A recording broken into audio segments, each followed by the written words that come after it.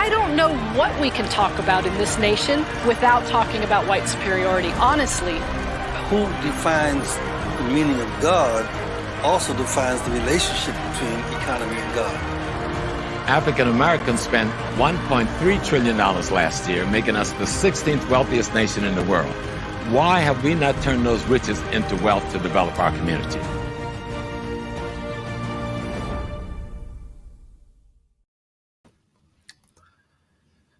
Peace, everyone. Good evening. My name is Taki Grant, and welcome to another exciting edition of HAPI Talks. Tonight, we have a very special edition. We have a lot to discuss tonight.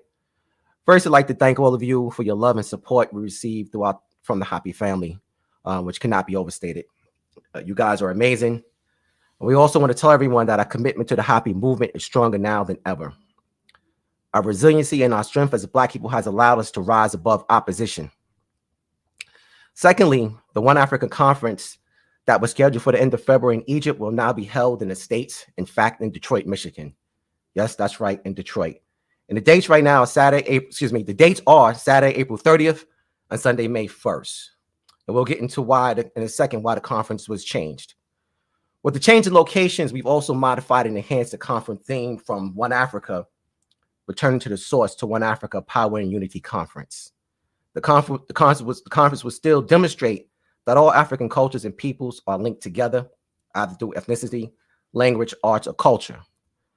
Presenters will impact the historical connectivity and confluence of African people as they migrated throughout the continent of Africa. The conference will now feature diaspora and will also address the importance of the power and unity, which is at the core of our principles in the HAPI movement. The very symbol of HAPI itself gives the message and the power of unity. The Africans that lived along the Nile used the symbol to represent the most powerful element of unity. One of the things we need to understand in this movement as we move forward is that the reality is that most groups seem to understand this power of unity, but it's something that we have to work on within our community, and we require a lot of work. A little over a month ago, there was a campaign to start the conference in Egypt, initiated by a group of individuals who refer to themselves as Afrocentrism Debunked. The name itself kind of leads you to see where they are headed. At least that's the name on their Facebook page. They created a hashtag called Stop the Afrocentric Conference. Now, interestingly enough, this group is comprised of individuals from all over the world. Even some Black people are part of this. This campaign turned into lies and rhetoric that in turn only created more lies and rhetoric regarding our intentions and our conference theme, most of which can still be viewed on our HAPI Film Facebook page. You can see it under the post where we announced the live stream, and also under the post where we announced the cancellation of the conference in Egypt. The HAPI mission is confirmed. The HAPI mission is confirmed by numerous scholars, and many today now recognize Africa as a source of the common ancestry. The idea of One Africa did not start with HAPI. It's a concept that was developed by Cheikh Anta Diop, who shocked and challenged historians by asserting the influence of ancient African civilizations in his groundbreaking book, The African Origins of Civilization, Myth or Reality. In December 2021, the Metropolitan Museum of Art opened an exhibition, The African Origins of Civilization, that paid homage to the Senegalese scholar and humanist. This exhibition presents masterpieces from the museum's collection from East, Central, and West Africa.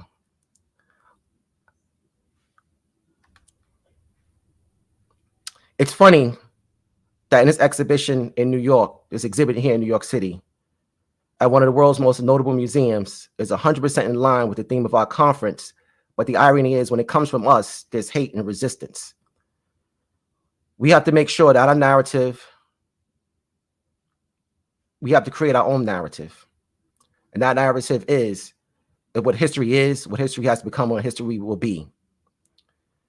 In this exhibition at the Met, we see African symbols of rebirth and resurrection that teach us that even after death and destruction, we as Africans show that we built into our culture and consciousness that out of death comes new life, and out of death, a new life, and this is the lesson of HAPI.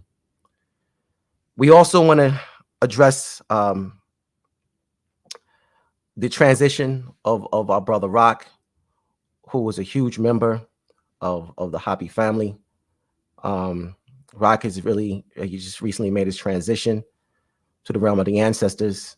Tonight we have with us Professor Small, who has a special relationship with Rock, and he will touch on that, and also the aspect of out of death comes new life. So with that, we want to bring on Professor Smalls, and he's going to touch on those things. Yes, thank you, Brother Taki. Hey, Professor Smalls, how are you? I'm good. I'm good. Yes, I don't use the term anymore, we've lost someone, because we didn't lose Brother Rock. Brother Rock has made his transition to a higher level. That's him with the pyramid on his chest, standing to the left of Brother Taki. An extraordinary young mind. We traveled together to Africa about 4 times a year for more than 15 years. He was involved in multiple entrepreneurial development in the Black community.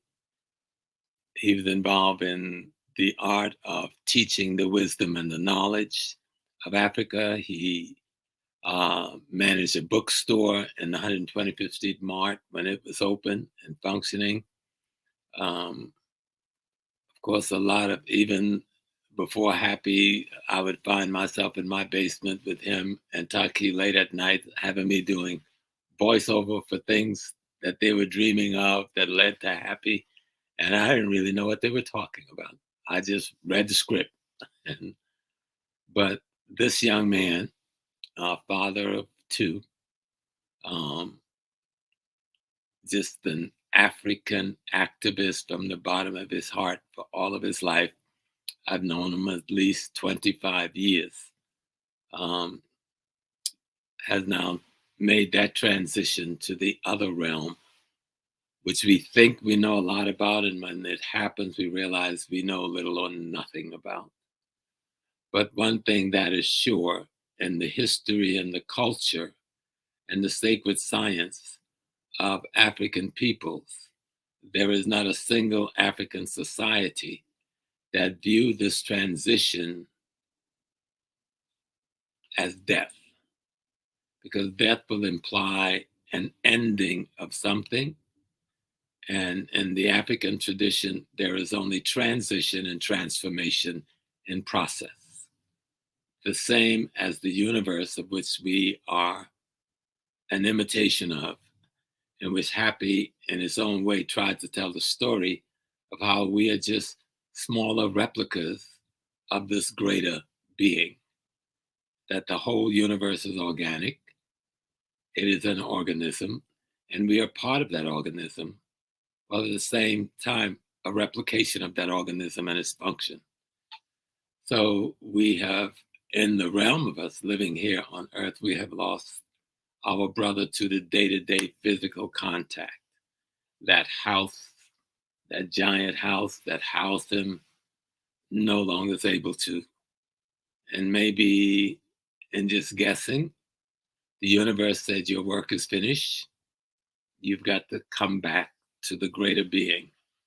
And the house that we designed for you, we will dissipate that back to nature. And so that is all I know. We have to do, in our own cultural development, the basics. We've got to funeralize him. We got to memorialize him. We have to bury him. And so I know, Sister, I sent it to Sister Felicia, 2 pieces of information that should be shared to everyone. It's a GoFundMe in his name as a memorial to make sure we can cover the expenses of doing his going home ceremony. And a telegraph. I don't understand that system as well, but maybe she could explain it a little bit. But the idea is to know that this revolutionary comrade, this African historian, this Black entrepreneur, this father, this brother, who took care of me I keep saying I'm the father, but he acted more like the father in protecting me across Africa, across the world. And I mean that literally. I've seen people laying on their back in parking lots when they did or said the wrong thing. And Rock had to react like Rock reacts, you know. And everybody in Ghana know, hey, Big Rock is in town. You know? I mean, the word would get around the nation that this brother is in town, you know, him and Prof. But he was certainly and still is a wonderful son, brother, comrade, friend. He's part of the founding of HAPI and part of the foundation. Him and Taki came to me together. So I know them in that, the two of them, as they were beginning this process under other names and evolve into the name that they were happy with, the HAPI. And I met Felicia for the first time when Brother Rock took me to Brooklyn for an interview. And so I began to see and understand this very extraordinary group of young people that had an idea. They're young in age, but not young in experience. Taki has an extraordinary experience. And as I'm talking about Rock, because Rock and Taki, I knew them simultaneously. And people don't know their background. These are guys that go back in the movement. Most of the people we see talking about, and they have a right to do that. Scholars have a right to research, study, talk, and explain things. But many scholars come from the movement. Taki come from the movement when it wasn't nice to walk on those trains and be on those streets and wear the combat boots. You remember Taki, and wear the uniform of the Asar community and moving with your leader to Georgia and building another level of the government. People don't understand you have that kind of revolutionary and physical activism in your background, besides the scholarship that you've gone up over the years. Well, I knew these brothers. I watched them grow from boys to men almost. Watched their initial work and worked with them. They could roll up in my house at 2 a.m. and ask me to do something. Anybody else, I wouldn't let them pass my door. But these two brothers, Rock and Taki, could come in and go in my basement with my wife wondering, what are they doing in my house all night? While they were working this ideas of how to inform our people, how to create a consciousness for our people around the truth of our history. See, we don't have to create a fantasy history because we have this most extraordinary history, which is the history of the world. We are the history of the human experience. And that's the history HAPI is trying to tell. And so as we prepare to honor our big brother Rock and do the memorial service for him and his family, and to show his sons how much we appreciate their father, because the time he gave to us, he couldn't give to them, you know, and to show the rest of his family that we thank you for the time and opportunity you allow for us to have with this extraordinary young man. And so I hope people appreciate him, help us do whatever we have to do financially and otherwise to do what's appropriate when you send a young king back to the realm of the gods. It must be done appropriately. And I know the sister will put up the piece on the Telegraph and on the GoFundMe so that others can have access to it. But I was talking the other day to a queen of the Congo. Queen, she's the king of the Congo, Diambi. And we were talking to, I can't call their name, but a particular movie company that's a Black families company. You know, many of the people that work in these companies are white. And they're doing the history of Nzinga. And we were brought in to kind of tell them that we want our story told from our hearts. We want the story told from our spiritual and knowledge base, from our perspective and our viewpoint, as Taki was saying about the purpose of HAPI, that this story, this time, we will tell this story. Otherwise, we don't need the story told. And so as we watch Rock now become one of our instructors from the heavens, we'll have to take even more seriously how we tell the story here on earth about the experience of the ancestors. And so Rock was one of those great storytellers, one of the great entrepreneurs, right on point with economic development, as HAPI is trying to show us the role of economics in the development of civilization. Rock was one of the leading voices in that message. And so my young brother, you know, all of us will join you assuredly at some point. And so we wish you a safe journey back home. We wish you a big party. We are sure your ancestors going to be wherever the end point is, they will be awaiting you. I was lucky, more lucky than most, that you came to me after your death. And though I was kind of unnerved for a few days, because and I was telling people about an anomaly, I'd never seen a departed person come in a physical space that I'm in and disappear in front of my eyes after a few seconds. And I knew at that moment, I didn't know then, I thought it was something else until I realized what you came to ask me to do. And so I joined with your family to come and find you so you can complete your journey. So we love you. And I hope the people seeing our love for you will have that same love for you, because I don't think none of us would be sitting here today if it wasn't for you and some of the ideas you had, and you and Taki were able to weave this quilt together called HAPI. And so safe journey home, my brother. You know, tell the ancestors about the crisis we're in. We're clear they're calling in some of the best of their minds, because we need some very strong instructions right through now, because there's going to be a lot of changes coming in our world. The fact that we were attacked so vehemently while we tried to take that conference into Kemet, we tried to take this tour into Kemet. You know, I take a lot of the weight, because I had to advise my younger brother that we could find a way to get people their money back, but we can't find a way to get our brothers and sisters' lives back if we lose them. And we don't know where this monster is, and we weren't prepared yet to fight it. I think we are getting prepared now, and we are going to fight them, and they're going to lose. And so let's just be clear. We are at war. HAPI is a glorious, glorious weapon of war in a way, in that it gives birth or rebirth to African consciousness.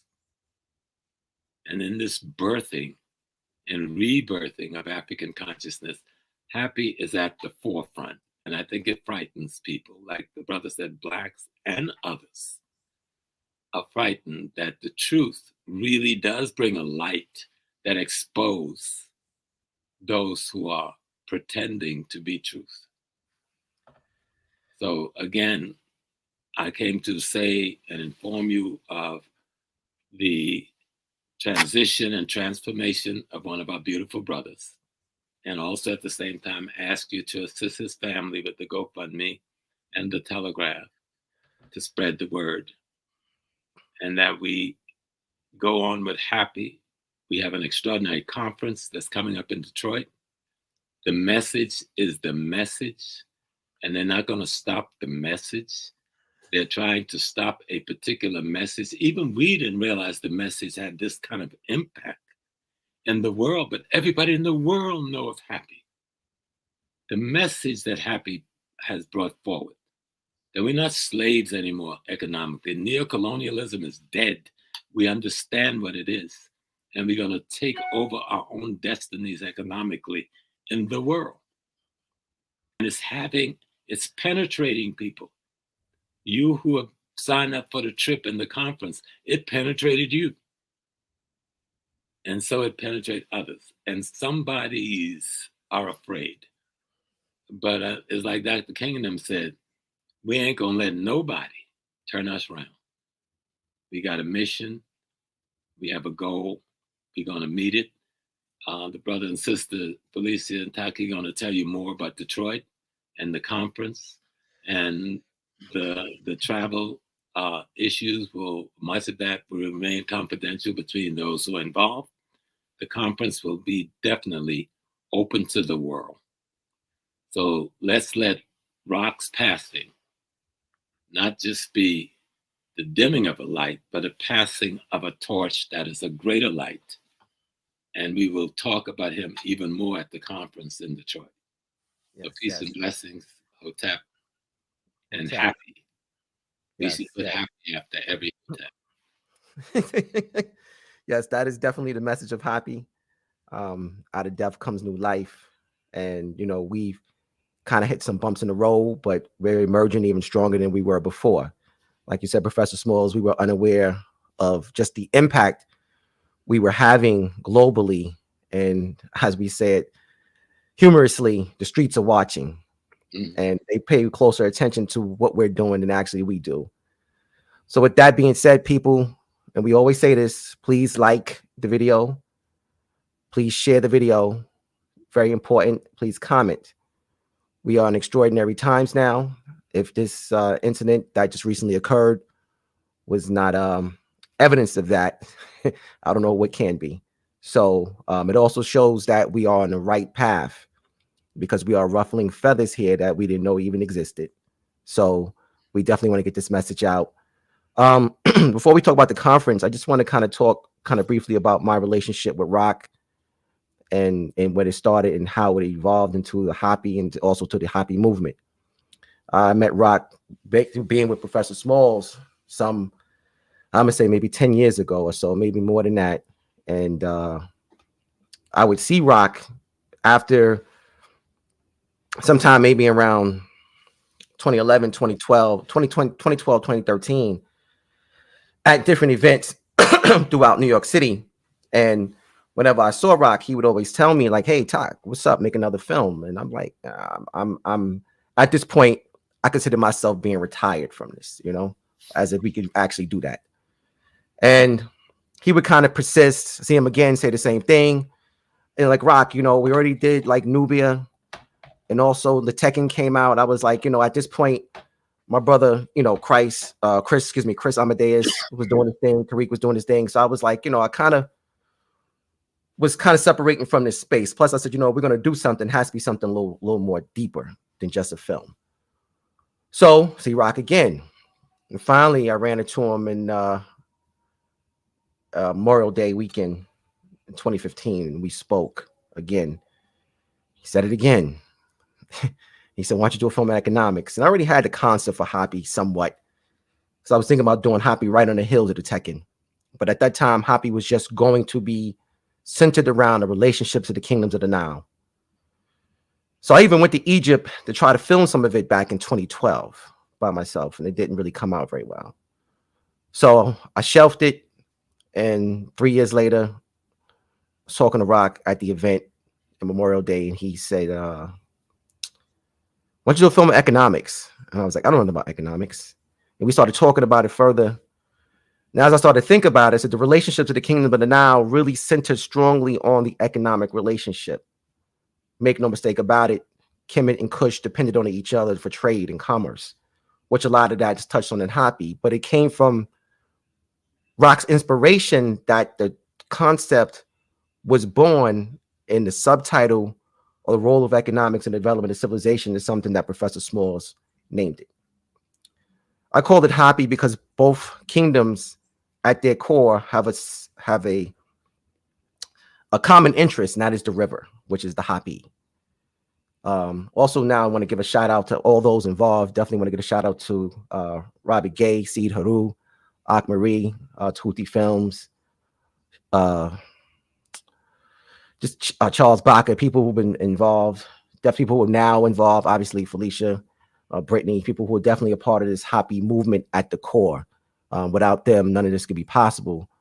But Rock's persistence got us to where we are now, in terms of him just being the catalyst for getting me up and pushing me to really want to do this.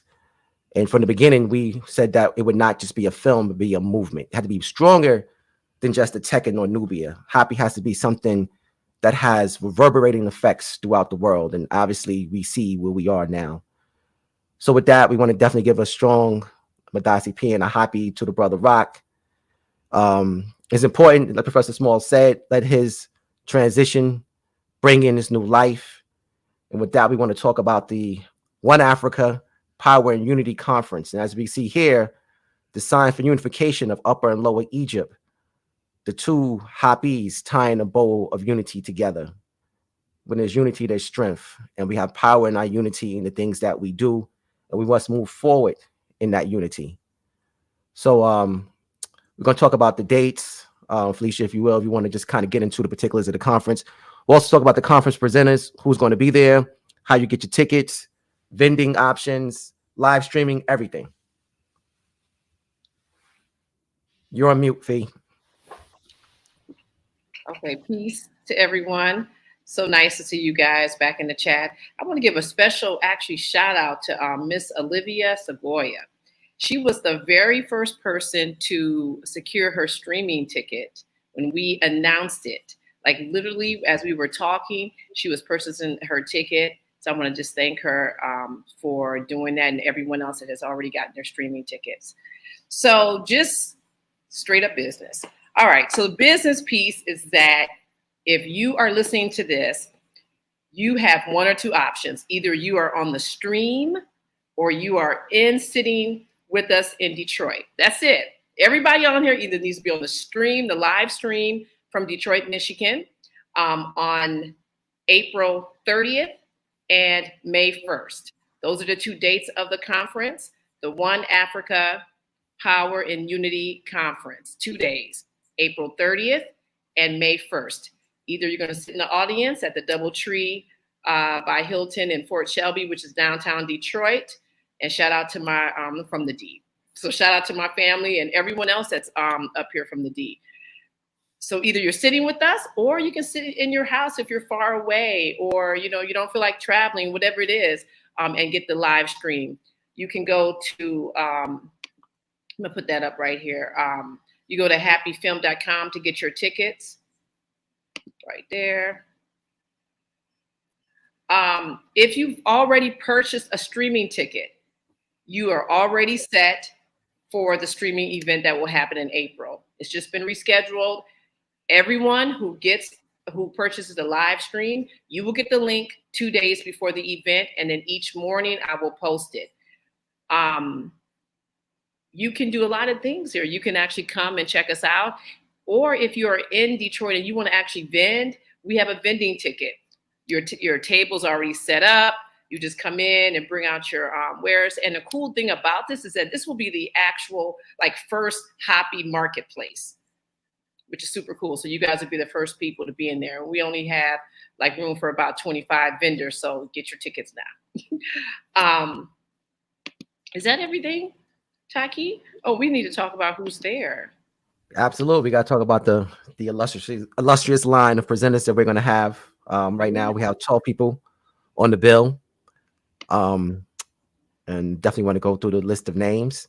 Okay. Dr. Luana Karenga, Dr. Rosin Jeffries, Dr. Susan Tata, Brother Sarim Hotep, Dr. Leonard Jeffries, Professor James Small, Dr. Theophila Benga, Bayana Bello, Jabari Ozaze, Dr. Malefe Sante, Dr. Chika Kua, and Infudishi Jehutimez. So these 12 brilliant scholars are going to unpack the connectivity and confluence of African cultures, as well as speak to the power of our unity. Because even more so now than ever, we need to really address that. And it's interesting as we watch what's going on around the world, we see that other groups of people have no problems uniting, particularly in situations where they feel like they're being oppressed. And they're very clear on who they are and who they support and why they support them. Mm-hmm. Some people call it being on code. Black people need to understand what that means and really get behind each other and support each other in a very meaningful way. This cannot be overstated. We're going to keep saying this again. In some ways, we're kind of glad what happened because we really can push this forward and let people know we need to stand united. Just right, D. And we can't wait either. You should make sure you should be in Detroit as well, D. Yes. Yeah, all the stateside people, you guys were like, oh, it's in Egypt, we can't come. It's Detroit. Get your tickets now. We are going to have such a wonderful time just hanging out with you guys. You know, we're so happy that a lot of these COVID restrictions are surprisingly disappearing. And so we get to see you guys. You know, it's one thing when we see you guys in the chat, but seeing you straight up and even the conversations I've been having, you know, people are getting at us like, oh, what's up? You know, what's up with our tickets? Are you guys okay? And again, I have to just second what Taki said earlier about you guys showing up for us. Thank you for all the love shout outs, just, 24/7. Thank you. Thank you guys for being patient and understanding, because we are, at first we were like, oh, we're doing this, but now we are doing this. Ain't nothing gonna stop us. Isn't there a song? Ain't no stop. Yeah. You know what? Can't even think of the song. Well, that's the song. Y'all know the song. Ain't no stopping us now. McFadden. Yes, I think. Anyway, so go ahead. Hey, Fee, you was going to say, go ahead, finish. No, I was just going to say, so just thank you guys for, for just looking out for us. And please make sure you get your streaming ticket or you are in the house in Detroit with us. Yes. One thing that we've learned in HAPI is how to pivot. When we first released the film and came out introduced the movement, was right in the heels or right on the beginning of the pandemic. And we had to pivot from that. So we're pretty good at this. We're pretty good at picking up the pieces and rebuilding. And that's what we do best. So we're going to rebuild this and we're going to move forward. That Professor Smalls, I have a question for you in regards to out of death comes new life. When we speak of the African spiritual systems, can you just give us some more detail on the particular, you can pick any particular African culture that really speaks to the importance of the resurrection and rebirth? Resurrection is such a Western thing. So it's really transformation rather than resurrection, because resurrection assumed that the process of death has occurred rather than the process of transformation having occurred. Even with the using of the dung beetle and its egg laying in Kemet, it didn't presuppose death. It presupposed transformation. When you look throughout African culture, the one thing that is clear in the Yoruba, they said that when one dies or go through the process we call death, the elders in the community whisper in his ear or her ear to take the message to the ancestors. So there's an assumption there that there's no death here. There's a transformation process that's taking place. That the shedding of the matter that housed the energy that we call spirit it's a necessary process to grow. When you come out of a shell, you grow. You don't. And so the person is also told that you will come back in the same Ebi or nuclear family group you originally started this process in one form or another, as a child or in an institution that already exists that can house you. What we're really talking about is protons, neutrons, molecules, atoms. I mean, African science is so deep that the enemy has called our sacred space and our sacred knowledge his science. But we've made a mistake in throwing out the baby with the bathwater and throwing out the demon that has stolen our knowledge. We threw our knowledge out with it too. What the West is calling science is African sacred science. Okay? It's the mastery of the cosmology, the ecology, and the human anatomy, and the relationship between those three. The first two gives birth to the human, the latter. And even if we watch in the process where you have the pyramid text being read, and Amun says, I created myself out of myself. I cause existence to exist so that existing might exist. And when I realized that I was existing, Ma'at was already at my side. And then I spat out Shu, moisture and air. Then I spat out Tepnut, the gases. And they, in turn, and this is quantum physics, gave birth to Geb, the earth that we live on, and Nut, the rest of the matter bodies that we call planets and systems and so forth. And the energy interrelationship between them gave birth to Asar and a Set, and Set and Nephthys, the human family. And so from the very beginning of our writing our story in ancient Kemet, and this is one of the oldest books in the world, from the very beginning, we told a story that had no beginning and had no end. So if you have no beginning, you have no end. Death is not possible. I'm telling you as I sit here, and you're talking to someone who had 3 death experience, 3 times pronounced dead and 3 times I'm back. And I'm not Jesus Christ, I'm just Brother Small, right? So Rock came in my living room on Thursday.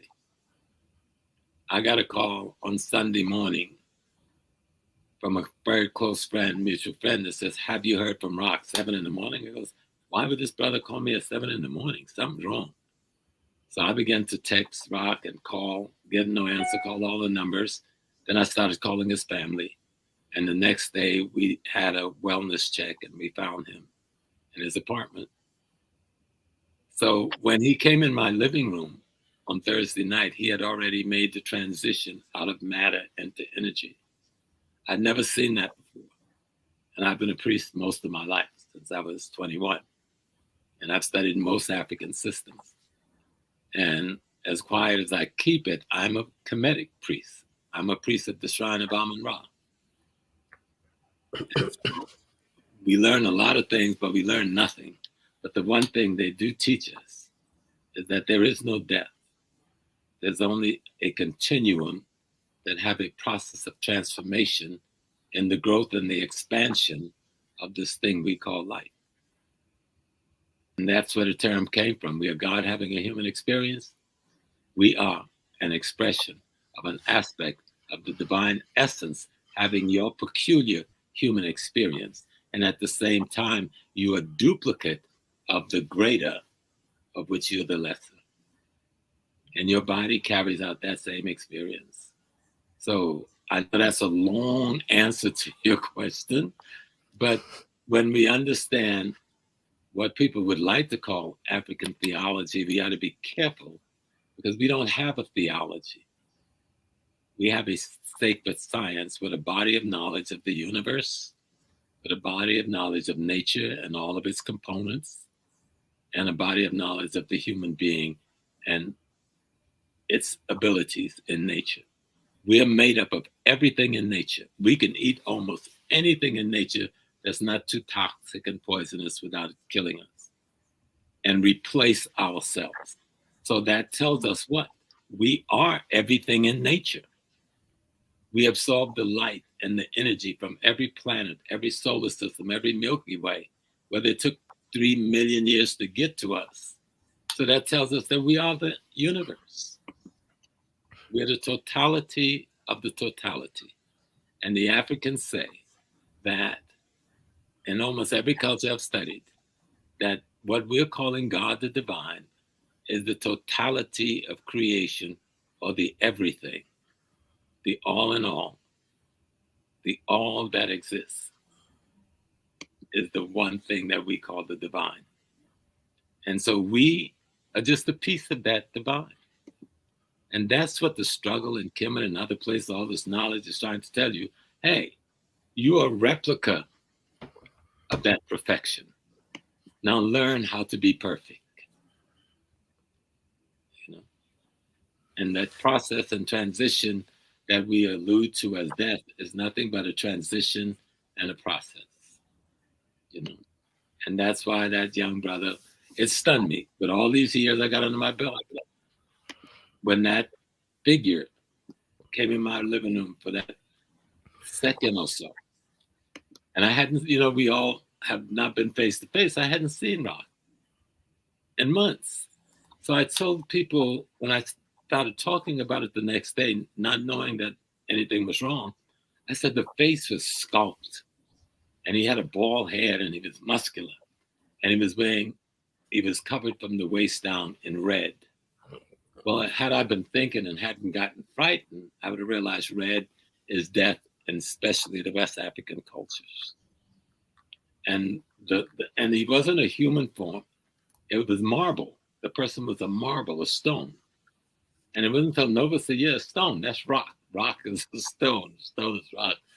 So he came in all those messages to ask me to come and find him. And we found him a few days later. And we're now helping him to finish his journey. That's real. I wish it wasn't Rock, because I missed the hell out of him already. But he's on his journey, which I have nothing to do with. I could only share in his journey, but I couldn't determine his journey. You know, the forces of nature, the forces of the universe, the powers of the universe, how do you say, gives us authority to do things. But it is the powers of our mother. And that's the thing I was reading about Amun saying, I created myself out of myself. After making everything on earth, then Amun says, I then, how do you put it? After creating all that my heart desired, I then embedded myself in it all.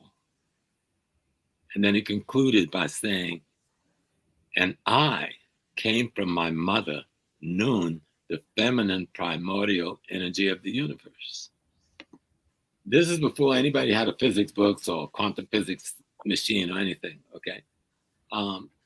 This body of knowledge is what we are talking about with HAPI.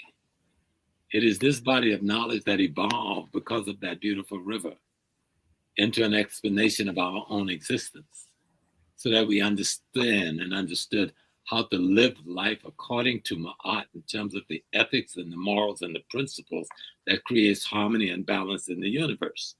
So you replicate that harmony and balance right here on earth via understanding and living Ma'at. And so that's the long answer, and that still isn't all of the answer, but we are forever beings. We've always been here. No one is new and nothing is new. Only the situation we are conscious of or unconscious of may appear to be new. Wow, it's powerful. We want to definitely share the link right now for people to support this active endeavor to help Brother Rock's family in his journey.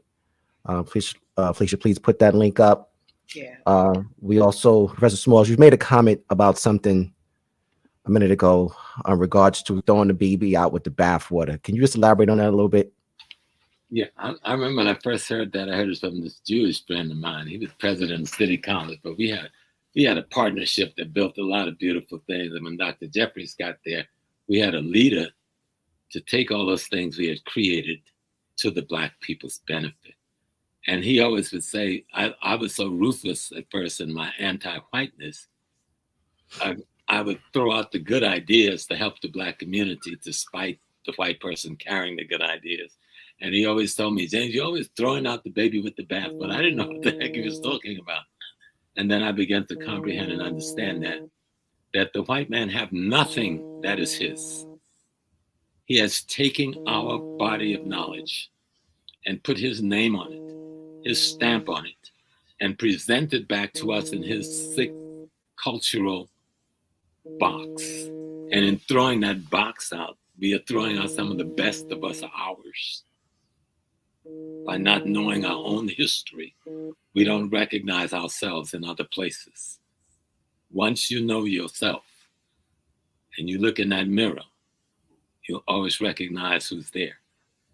And so that's kind of what I mean.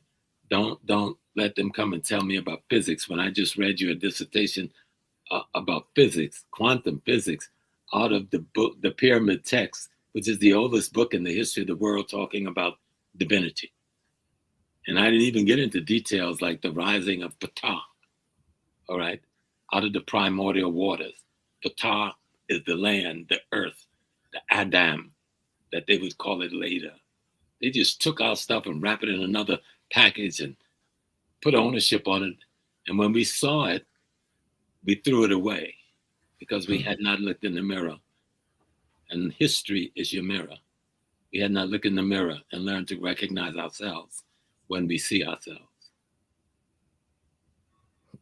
So we were the masters of science. We were the first scientists on Earth, mathematicians, philosophers, archaeologists, and so forth. We were the first, all of that. I used to read your teacher's book when you were young in the movement with them over in Brooklyn. And he was trying to teach us this back then. But people didn't want to listen. You know, they didn't understand it. And I can understand when you have been made unconscious, consciousness scares the hell out of you. But if you begin to understand African history and especially understand where HAPI is trying to take us, HAPI has now become a vehicle, right? And HAPI is trying to take us to a true rebirthing of African consciousness. Yes, Yeah. yes. No pretense, no makeup. We don't have to make up nothing. We are. The history of the world in all of its finest is us. We don't have to create no heroes or sheroes. Nzenga was king. You can't touch that. Yes, Nzenga was king. Powerful. Family, please like and share. I see a lot of comments coming through. We definitely want to get this message out. Again, this message cannot be overstated, the importance of it. And when you think about just the economic in celebration of rock, the economic component is something that, for like Professor Small said, always was very evident in everything rock did. He was definitely an entrepreneur and loved to have the conversation around surrounding economics. And when we think about the HAPI and the message and lessons in the HAPI and what the HAPI River represented to the ancient Kemetu and those that lived along the Nile, the economics of the HAPI was at the forefront. Each year, the river would come through in such a destructive mode and destroy the land, and out of that destruction would come new life, and out of that new life became this economic giant of ancient along the Nile, which led the way for the development of pyramids and pyramid text and this great philosophy that we have today. When we think about things like the George M. James speaks of this in his book, Stolen Legacy. It talks about the concept of this philosophy not originating in Europe, but more so Africa. The Africans there had the opportunity to gaze the stars and chart constellations and develop concepts of building because they didn't have to worry about simple things like food, clothing, and shelter, which Professor Smalls always says at the core of economics. Those things were not at their forefront of their thinking, which came from that which delivered from the HAPI, which emerged from this constant annual flood, which was also the economic engine. So all this makes sense, and this all just ties into what it is that we're doing. Like we always say, we're just on this journey. This journey of HAPI is something that we're just flowing with. And we're just so happy everyone is a part of this journey with us as we move forward through this expansion. So we definitely, the link for the GoFundMe, just want to make sure we get that up there again. Yep, it's in there. Okay. All right, it's in the chat. All right, could you put it on the screen as well? When you get a chance, put it on the screen for people to see. It's definitely in the chat, everyone. You know, definitely want to support his family and his endeavor. Rock was a big part of what we're doing. And as I'm saying what we're doing, because he will be with us even in the ancestral realm, assisting. I'm sure of this, because this is definitely something that he wanted to see forward. So Professor Smalls, in African sacred science, we spoke of things. I just want to go back to something you said before, resurrection. You said that's so, I think the term you used, so European, or so white, something. Because it presupposes death. And the Yoruba way of looking at it, Shango, in his arrogance and ignorance, was the king. He had power and authority had been granted to him by the women of society. Women are the power. They grant authority to the man. That's why when you see her set, she's got a throne on her head. The woman owns the throne. That's the power. They seat the man on the throne. That's the authority. And so when we look at this difference between transformation and transition, and one of the folklore of the Yorubas, Shango, in his ignorance, his arrogance, his ego, he's the king, and he gets two of his younger brothers to fight to the death in order to be rewarded by him and receive a high position in the court, the winner. And when it happened, when one of the brothers finally killed the other brothers in their sword battle, then he realized he had killed his own baby brother. And so he ran away into the forest and committed suicide. But then there's and I forgot the Yoruba term, obakoso, but it means the king has not died, the king has not died. The king didn't die, but arrogance died. The king didn't die, but ego died. The king didn't die, but pride died. And so when he hangs himself in the forest, Oya, the process of change, cuts him down. Right? Now, Oya is not a person, it's a metaphoric principle, right? That is a process of change in the human character. Once the human character realizes, I have committed a crime against myself out of my ignorance and unconsciousness, that's what the hanging is about. And when she cuts him down before he dies, then a realization of change becomes possible. And then she then marries him and then marries this other guy called Ogun, the god of iron, the god of war. But if you want to get iron, what you got to do, you take a big rock, you throw it in a fire and you burn out the impurities and you get steel, right? And so that's transformation. And so when we think of Ogun, we think of warring, but no, the process is a metaphor that and the metaphor is showing you how things get transformed. And iron is one of the highest forms of transformation the humans had gone through. And so the courage to change after the realization of your negative behavior that led to the death of what you love marries change, which goes through a process that ends up marrying transformation, which creates the new man or the new woman. So Shango did die as the Shango you knew, but the concept Shango, the leadership, the director, the judgment, that didn't die.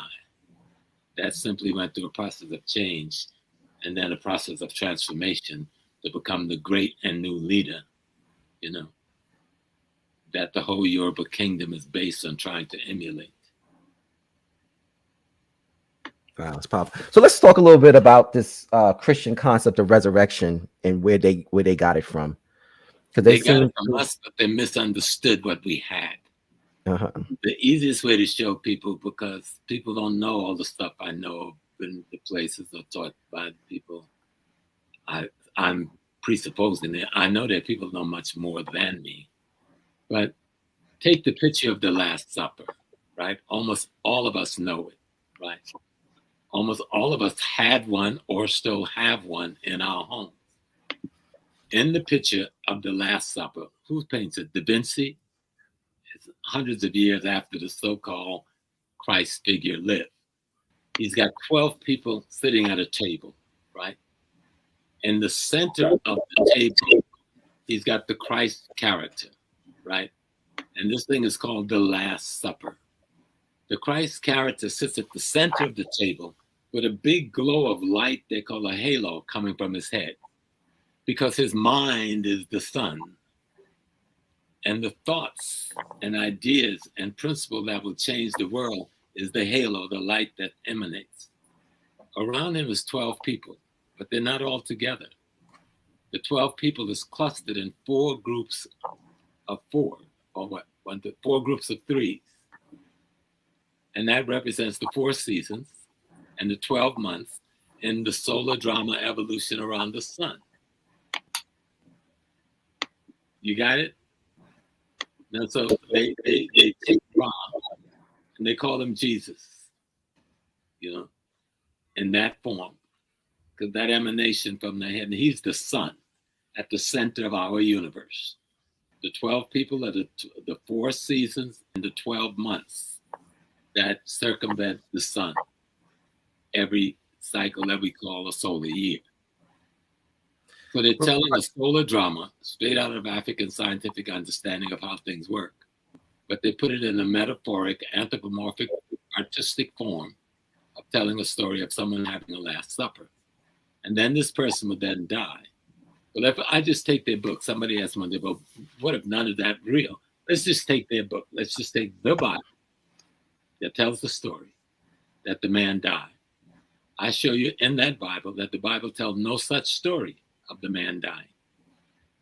The man goes to the cross about 2 or 3 in the afternoon, according to their own literature and commentary.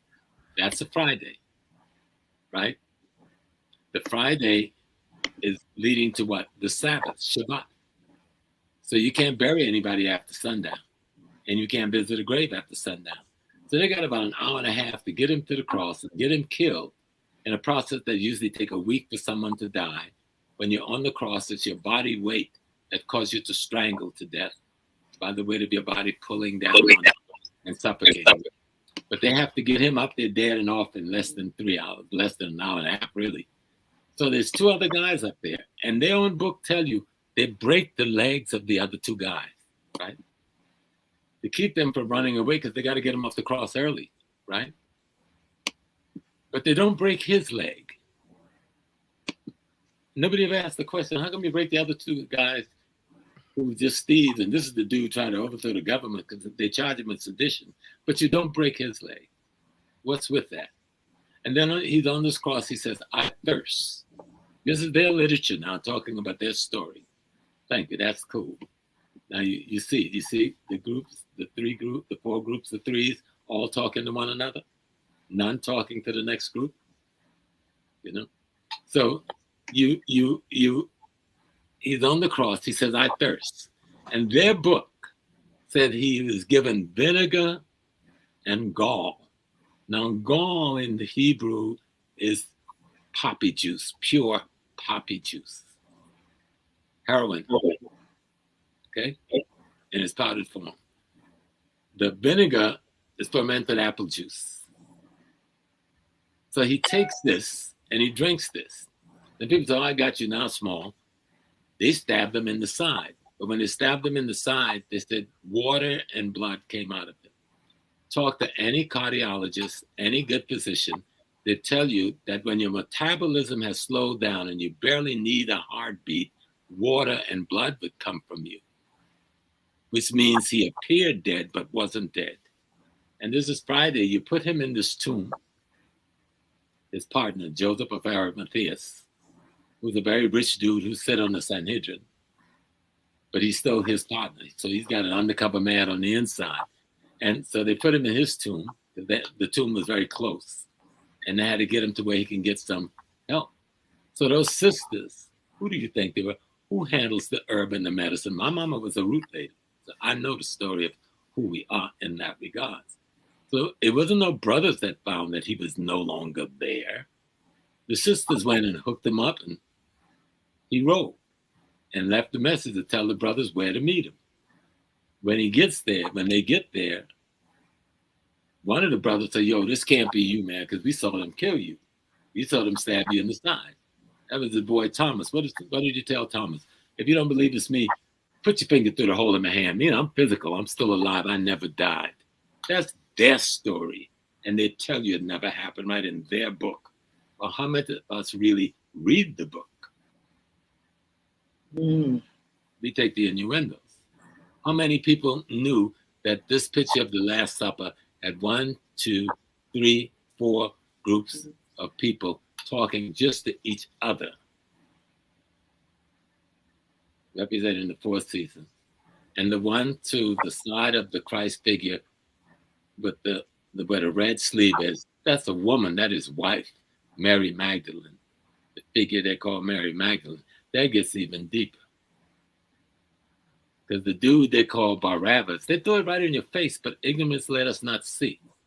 Barabbas was let go and Christ was imprisoned. Bar in Hebrew means what? Son of. Rabbas mean what? The Lord. The Lord's son had been captured in the fight when they overthrew the temple a few days before. Mary said, you better get your ass down there and get my boy out. I don't care what you do. He said, okay, I'm the priest. I know how to do this. I can pull this off. And he did. That's just using their words. I don't need no other outside words interpreting that literature. Okay? You know, it's interesting, even the whole 3 days and 3 nights. It wasn't 3 days and 3 nights. Right, exactly. Sunday, on 2 days was all they had. But they had to keep the African story in the consciousness of the people with this 3 days, 3 night thing, you know. But we need to study. We need to simply read. See, a lot of us got stolen legacy, but we haven't read stolen legacy. We got Civilization or Barbarism by Cheikh Anta Diop. We read maybe a chapter and got a few things, but we haven't read the cover to cover. Read it cover to cover 3 or 4 times. Yeah. We got the Bible, but we've never read it. We got the Quran, but we've never really read it. It's like the thing about the 4 wives in the Quran. It's such a ridiculous thing. And you know, I was an imam, right? I went to Mecca. I'm a certified Hajj from the Rabat Alim al-Islamin. And I walked away from it because it wasn't ours. And I wasn't over any old mosque. I'm Malcolm X's successor as the imam of the Muslim Mosque, Inc. Okay? And just take one simple thing. Muslims could have 4 wives. Find me that in the Quran. Find it for me. There's one occasion in a chapter called The Cow, I think. It was after the Battle of Badr. And they had just fought their first major revolutionary battle because Muhammad was a guerrilla fighter and a revolutionary. And he was trying to overthrow some people. And so he was trying to overthrow the Greek descendants as the Romans had come in and used up a good part of their land. So they lost a lot of brothers in that big battle. So he came back and called the brothers together and said, look, O ye Muslim men, choose from among the widows and the orphans of your brothers killed in battle, as many as your heart can possess, which means you can treat fairly, equally, and clearly, up to 4.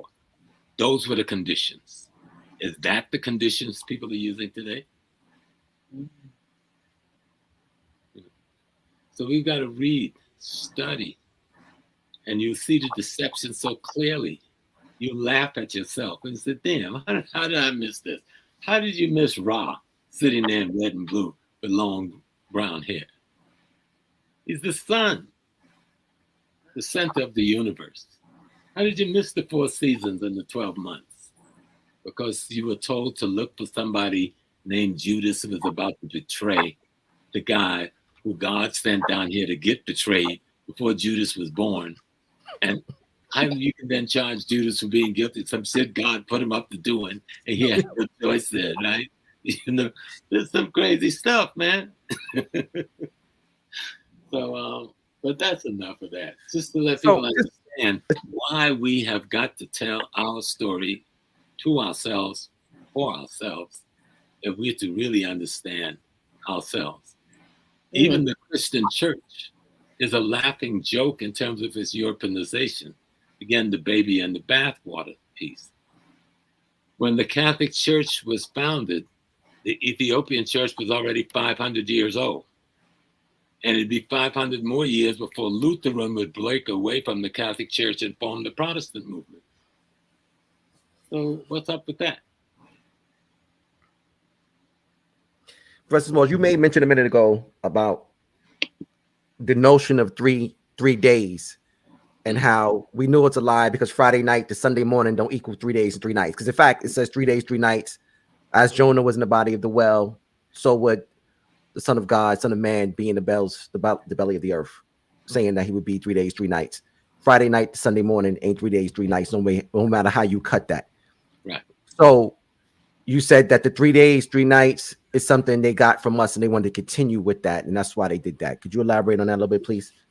No, because I can't remember all of it. So if you had prepared me for this, I would have done my notes because people like me got to study I mean, too. You know? But these are questions that's coming from the conversation. The answer to that. What was occurring here? The elite in Rome and Greece.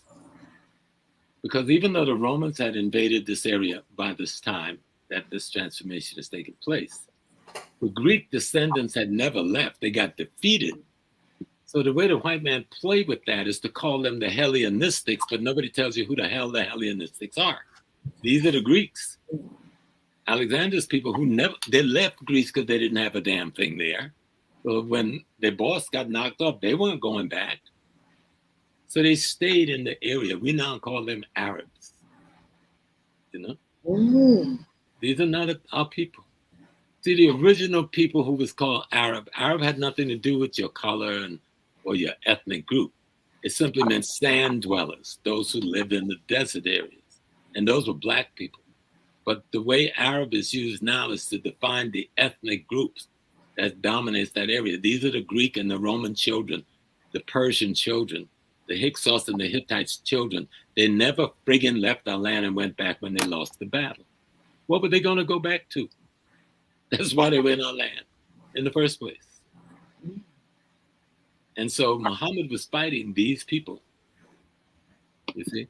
And these people were their elite was trying to give themselves a culture. And so they stole what of our culture they could understand. You see? So they didn't get the whole thing. They don't have the whole thing. Even Freemasonry comes out of this. The Knights of Malta comes out of this. The Knights of Malta used to be called the Knights Hospitalis. They were the hit group that the Pope sent to take out the Knights Templars. We could go all night with this one. But these are the elites trying to figure out, how do we take this humanity back to our barbarity and transform our societies? And so that's what the creation of the religion was, to take what of the rules and metaphor and folklore we had to go back and transform the consciousness of their people. But since we never taught them the whole package, they never understood the whole package. So they created a fraudulent package that looks like our package.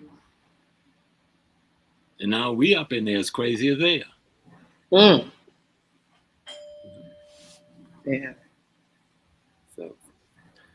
So we would definitely. So with that, this want to get back. We're really coming after us to get this off when we talk about all of this stuff, you know, because it's really, people don't really understand. Read Stolen Legacy for real.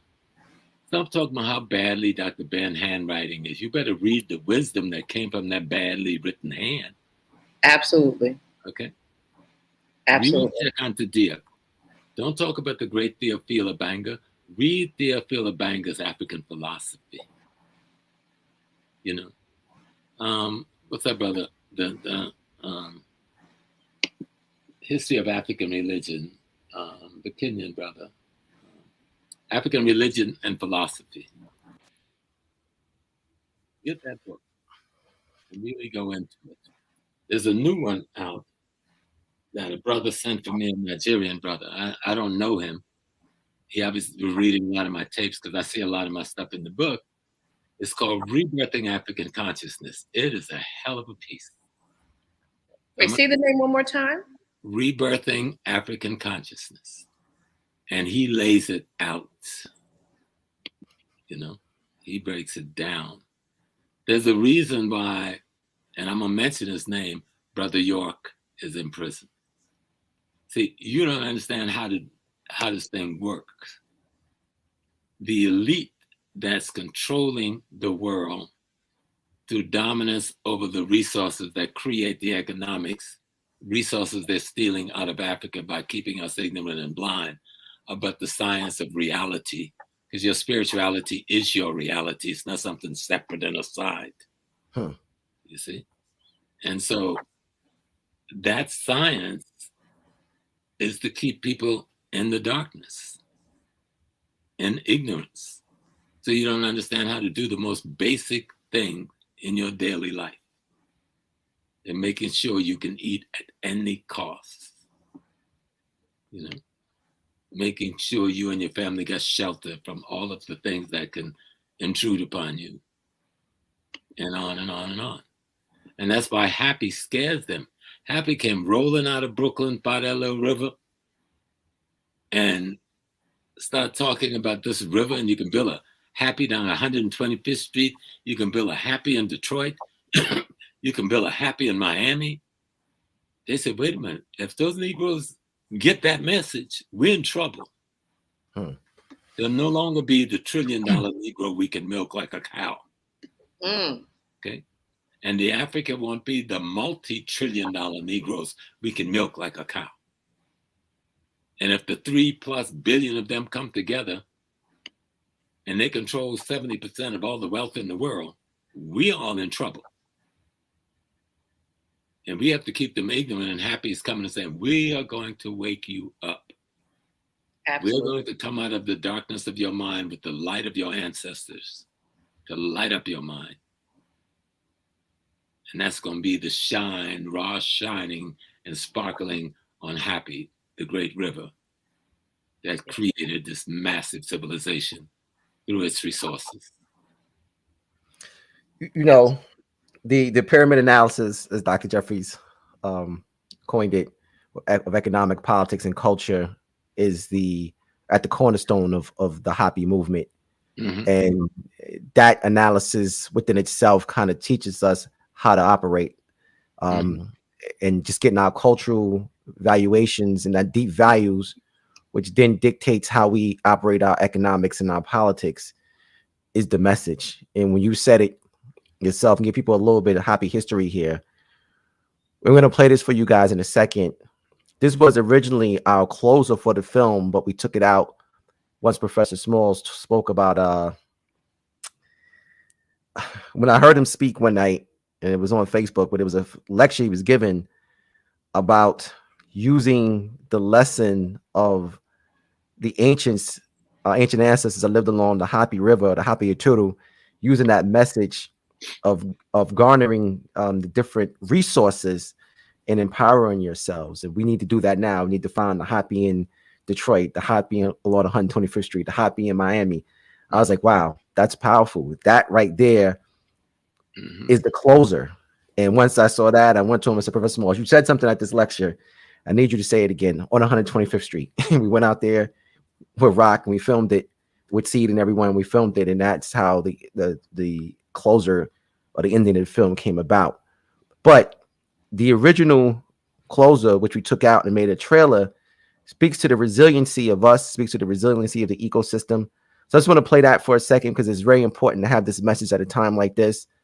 And after we play that, we're going to come back and we're going to talk about this conference again, and then we'll probably say good night, or if anyone has any questions. So, Feed, you can play that video, and we'll come back and talk about the Detroit. Okay.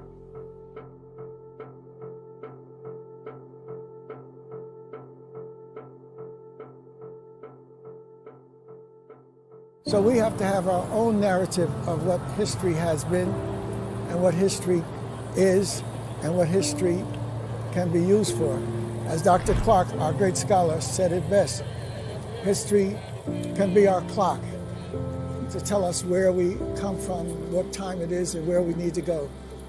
History can be a compass for us to let us know what we have to do and what we haven't done, so that we have to make sure that we don't build our narrative of socialization, how we get our values, and acculturation, how we fit into society, based upon the lies of European superiority and African inferiority. But we have to understand that we have suffered through a process of dehumanization, but our resilience and our strength has allowed us to rise. And we can say, as Maya Angelou said, "And still I rise." And African symbols of rebirth and resurrection, even after death and destruction, show that the Africans built into their culture a consciousness that out of death and destruction can come new life. And this is what is the lesson of HAPI, that there is resilience in the ecological systems of the earth, there's resilience in the human family on earth, and there's resilience in the mysteries of the universe and the divine order of the universe that is not fully understood.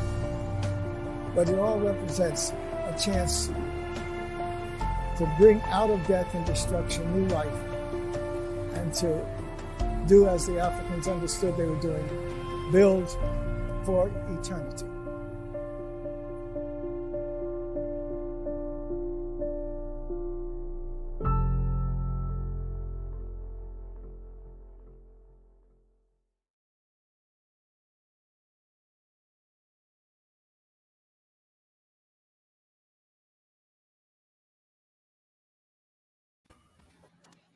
So it was about 2 years ago now, I decided to take that out and replace it with the information regarding the HAPI of now and how to develop that. And that's such an important message. But the message of resiliency is something we need to hear. We need to understand who we are and the importance of that. We were planning to do this conference in Kemet. We had to switch, we had to pivot as we've done before. And now we have this new, more enhanced conference in Detroit. And we want everyone to come out. If you can't be there physically, you could be with us virtually. Going to be a powerful experience. We had to switch out some of the presenters due to scheduling conflicts. We added 3 additional people, Dr. Milana Karenga, Dr. Malefe Asante, and Dr. Susan Tata, who are all 3 extraordinary people. And we look forward to having you there in Detroit with us, either in person or virtually.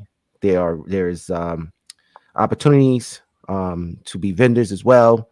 There's very limited spacing. Sister Felicia spoke about that a minute ago. Some about maybe 20, 25 slots.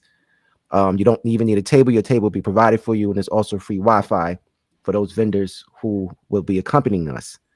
It's going to be full day Saturday and on Sunday. You can get your tickets at hapifilm.com. We want to bring up the list of the presenters again, see this powerful lineup that we'll have. But this resiliency and just fighting through this opposition is something that we're built for. And this is who we are as Black people. Professor Smalls, you want to add anything to that, my brother? No, so just that this is the continuation of the great scholars, Dr. Ben, Dr. Clark, Dr. Hilliard, Dr. Carruthers, Dr. Welsing, Dr. Newton, Dr. Shashi McIntyre, and we're just taking it to the next level. Taking it to the next level.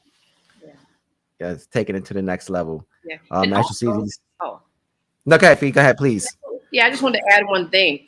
You know, all of us on this, and I just want to also say peace out to King Simon and Asar Imhotep who are in the chat. Asar Imhotep is also going to be at the conference as well. I wanted to just say that we are also connected to different bodies of or groups of other Black folks. And we, you know, at HAPI, it's not about us, you know, making all the money out there. We are so 100% open to affiliates. All you need to do is send me an email right here at InfoHAPIFilm. I will get you set up with your own link. You will get a percentage of the ticket sales right after we're done, after the conference, because it's literally about, we said it before, we wanted to, reach at least 1 million Black folks. And we know there's way more than 1 million Black folks in the world. And so we can all do this if we collectively actually work together. And so, if you're down on the mailing list someplace and you want to put up a link, just let me know, send me an email, and we'll make that happen. Yes. HAPI is about affiliations. It's about Yeah. unity, power, and again, power and unity. So we're thinking of the Power to Unity Conference. We could definitely reach that goal of 1 million Black people with the power of unity, and also sharing the economic aspects of this as well. Yeah. So people definitely be a part of it. We want to let everyone know that who also purchase ad space in the commemorative book, that your ads, the book will be coming out. We will be issuing it with the One Africa Power and Unity Conference. So your ads are safe. There's still opportunities also for people who are interested in putting in ads who did not the first go around with the One Africa Return to the Source Conference. So yes, if you are interested in that, you can send an email to info.hapifilm@gmail.com and express your interest to submitting an ad, and we can send you the application with all the ad details in regards to how you take out, how you send your ad in, and with different sizes you may different sizes to choose from. With that, Felicia, you got any closing words? Yeah. Yes. And also, listen, okay, this is just a funny little quick HAPI story. So we had our brother Dennis in Detroit pick up some flyers for us.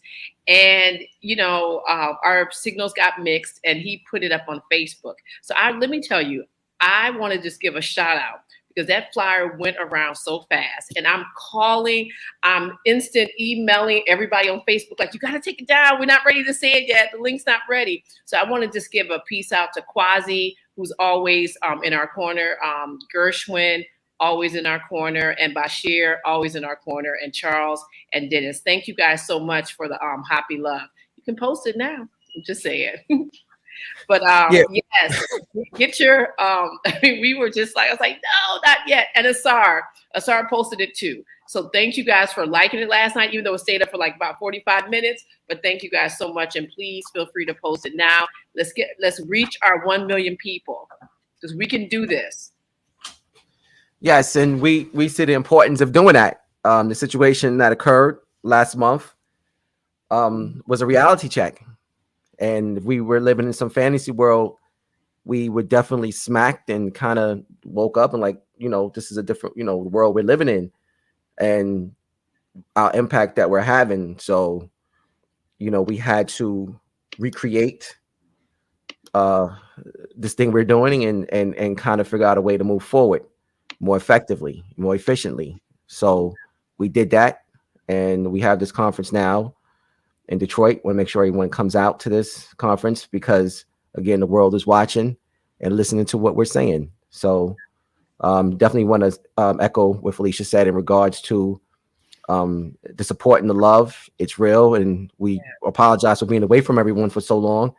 It's been a long time, but there was a lot going on behind the scenes, just good and bad. So it kind of took us away from engaging with you guys, but we're going to have some new changes, some new HAPI announcements coming up soon, but definitely want to say we don't want to be away from you guys this long again.